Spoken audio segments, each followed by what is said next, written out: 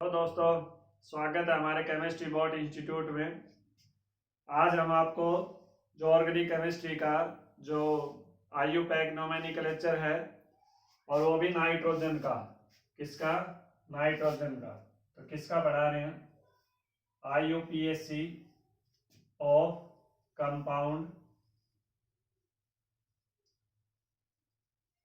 Containing nitrogen, containing nitrogen. जैसे carbon होता है, जैसे कार्बन होता है वैसे ही नाइट्रोजन होता है। वो भी 3 बॉन्ड बनाता है। नाइट्रोजन का एटॉमिक नंबर कितना होता है? 7। और इसका इलेक्ट्रॉनिक कॉन्फ़िगरेशन होता है 2 and 5। इसकी वैलेंसी क्या होती है? 8 - 5 = 3 होती है। नाउ तो जैसे कार्बन 4 बॉन्ड ऐसे बनाता है due to catenation and small size, ऐसे ही नाइट्रोजन होता है, वो 3 तरफ से बॉन्ड फॉर्मेशन करता है। जैसे कार्बन 1 2 3 4 ऐसे 4 तरफ से कार्बन चेन बनाता है, ऐसे ही नाइट्रोजन के 3 तरफ कार्बन चेन होती है। तो उसका हम IUPAC नेम पढ़ेंगे। कैसे पढ़ेंगे? तो हम जैसे ये ले लेते हैं नाइट्रोजन CH3 CH3 और CH3, ऐसे लिया हमने। ठीक है। अब ऐसे कंपाउंड्स को हम जनरली कॉमन नेम से ज्यादा जानते हैं। तो इसका कॉमन नेम क्या होगा? 1 2 3। 3 मीन्स ट्राई। CH3 को क्या लिखते हैं? मिथाइल। CH3 को क्या लिखते हैं? मिथाइल। तो ट्राई मिथाइल। और N स्टैंड फॉर अमीन।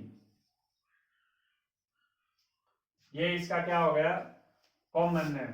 अगर हम IUPAC नेम लिखना चाहते हैं इसका, IUPAC नेम अगर दोस्तों लिखेंगे तो कैसे लिखेंगे? IUPAC नेम के लिए क्या होता है? जिस साइड सबसे ज्यादा लंबी कार्बन चेन हो उसको नंबर मिलेगा। तो इसके तो तीनों तरफ एक जैसी है, तो एक को नंबर दे दीजिए। अब इसको नंबर नहीं मिला, इसको नंबर नहीं मिला। अब जैसे कार्बन में हम 1 2 3 4 ऐसे नंबर देते थे, इसमें ऐसा नहीं करना आपने। इसमें सीधी सी बात है कि जो नाइट्रोजन के साथ अटैच है वो लिखना है। अब जैसे नाइट्रोजन के साथ ये अटैच है तो N, इसके साथ ये सेम ग्रुप है तो कितने N हो जाएंगे? 2 N, एक और ये दूसरा। अब 2 I है तो क्या लिखेंगे? डाई। और CH3 से बना क्या? मिथाइल। ठीक है। इन दोनों का नाम लिख दिया हमने ऐसे। अब इसका नाम, एक कार्बन है, मिथ, सिंगल बॉन्ड है एन, और N से क्या बना? अमीन। तो this is the IUPAC name of this compound दोस्तों। ऐसे इसका IUPAC नेम लिखेंगे हम। और देख लेते हैं एक और एग्जांपल। जैसे N CH3 CH2 CH3, इधर CH2 CH3। तो दोस्तों ये हमारा अगला जो IUPAC नेम है वो देखेंगे। तो इसमें देखें, इसको अगर हम जर्नल लिखना चाहते हैं तो ये इथाइल है, ये इथाइल, तो क्या हो जाएगा? Di ethyl. और ये मिथाइल है तो डाई इथाइल मिथाइल और अमीन। ये तो हो गया इसका कॉमन नेम, ट्राइवियल नेम। अगर मैं इसका IUPAC नेम लिखना चाहता हूं तो कैसे लिखेंगे? जिस तरफ कार्बन की चेन सबसे ज्यादा है उस तरफ नंबर दीजिए। इधर कार्बन 2 है तो 1 और 2। ठीक है। अब इसको नंबर नहीं मिला, इसको नहीं मिला, this is methyl, this is ethyl.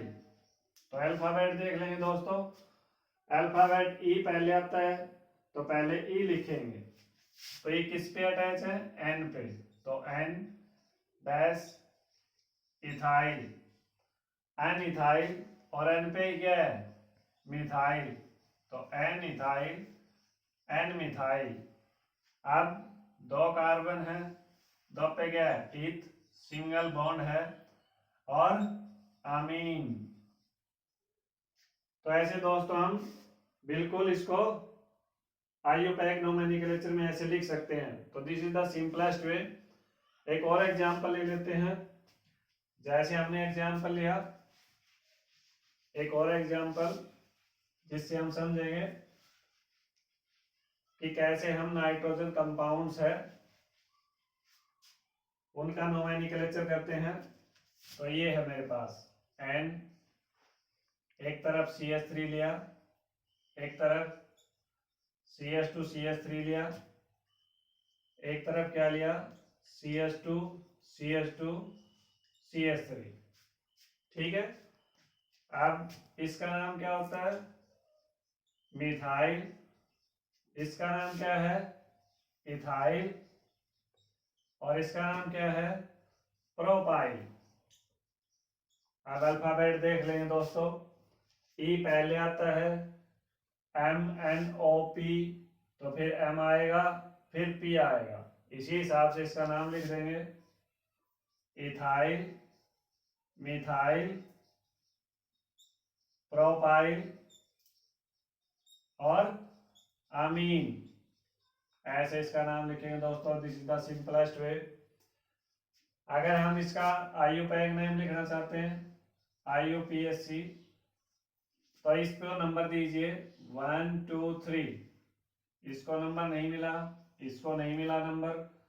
N पे क्या है इथाइल है, एन पे क्या है मिथाइल है, 3 कार्बन है, 3 पे क्या है प्रोप है, सिंगल बॉन्ड है, और एन से क्या लिखेंगे अमीन।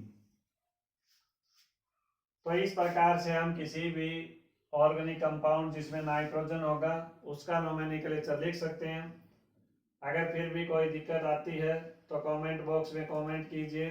अदरवाइज चैनल को अच्छा लगे तो लाइक कीजिए, सब्सक्राइब कीजिए चैनल को और शेयर कीजिए।